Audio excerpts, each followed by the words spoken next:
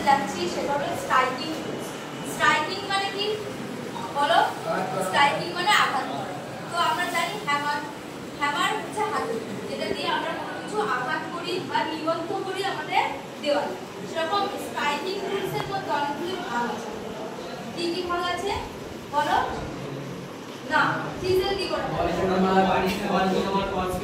হ্যাঁ বলো।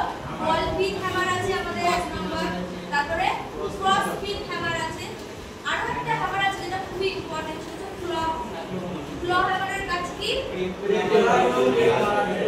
ক্ল হ্যামার আমাদের এমনই একটা হ্যামার যেটা ইলেকট্রিশিয়ানদের খুবই প্রয়োজন।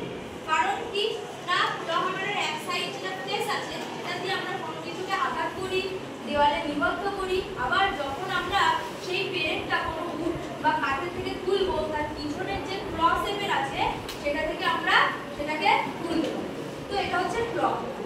আরো কিছু হ্যামার আছে যেটা বলেছিলাম double face hammer. Double face হ্যামারের কাজ কি কেউ বলতে পারবে? বলো দাঁড়িয়ে বলো। রাবারের মতো থাকে মানে হালকা রেখে শুধু শর্ট না হালকা বাড়ি মারার জন্য ওই আর একটা মেটালের থাকে ওটা শক্ত আঘাত করে দেবে। যখন কোনো কিছু শক্ত জিনিসকে আমরা আঘাত করব তার একটা দিকটা শক্ত আছে আর একটা দিকটা রবার